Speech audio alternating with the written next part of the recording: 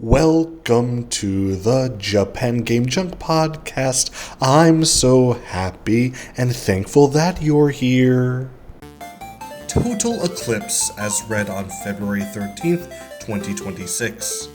Total Eclipse is a spaceflight simulation video game developed and published by Crystal Dynamics for 3DO.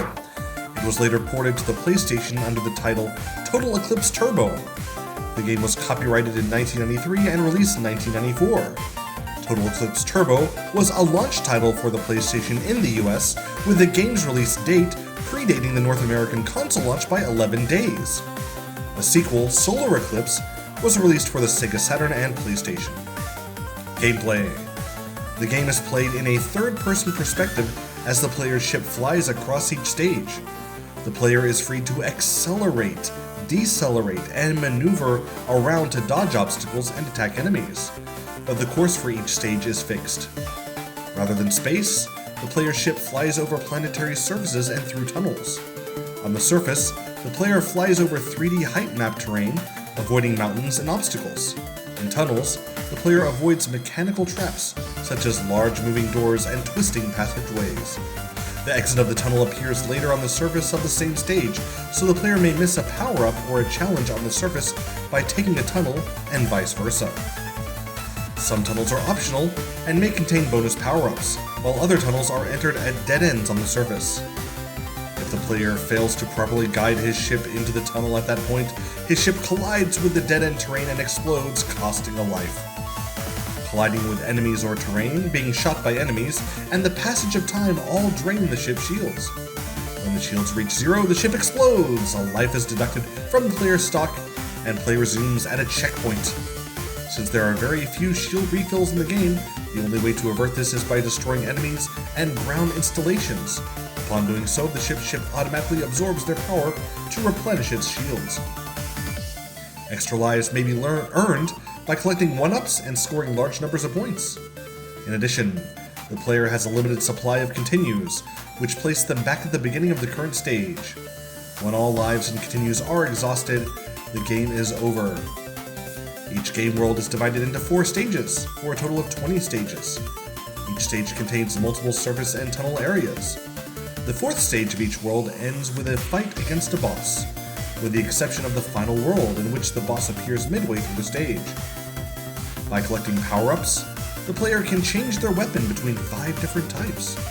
Collecting a power-up of the type they already have upgrades their weapon level, with a maximum level of 3.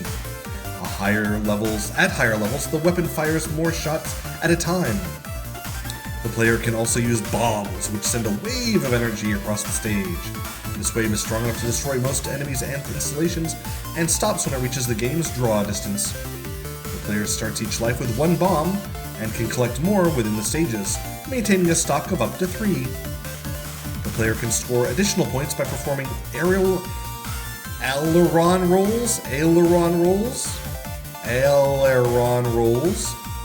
collecting point bonus items, and flying at faster speeds. Plot: Earth is attacked by an aggressive alien race known as the Druxai. The aliens use their powerful weapon, the Sun Dagger, to initiate a supernova in the sun. The player must pilot their ship across 4 planets and ultimately destroy the Sun Dagger to prevent further destruction. Reception.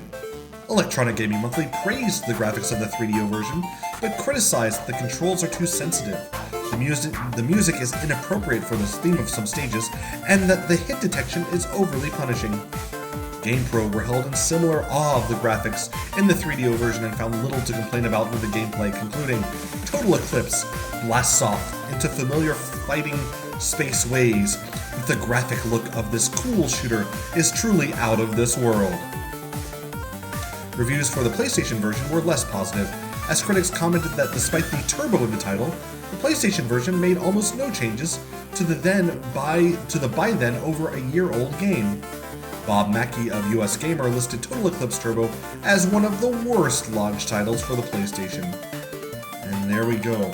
Honestly, I really liked this game, and this game has a little bit of a special place in my heart, as it was the first game I ever played on 3DO. It was at another kid's house. I think I was in elementary school at the time. And yeah, I was 6th grade, that's right. Because I bought mine in 7th grade.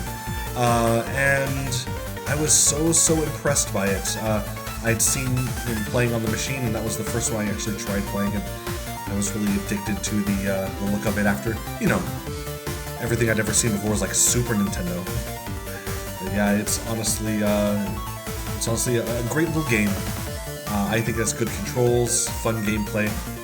It's worth seeing. So, if you ever played the original Total Eclipse for 3DO, which I believe is better than the PlayStation version, then give it a shot sometime. Or just, you know, buy it. It's one of the cheapest games you can find for the system. Thanks for listening. Watch the video in the description if you've never seen it played before, because I'll play it for you in video form. Thanks again. Goodbye.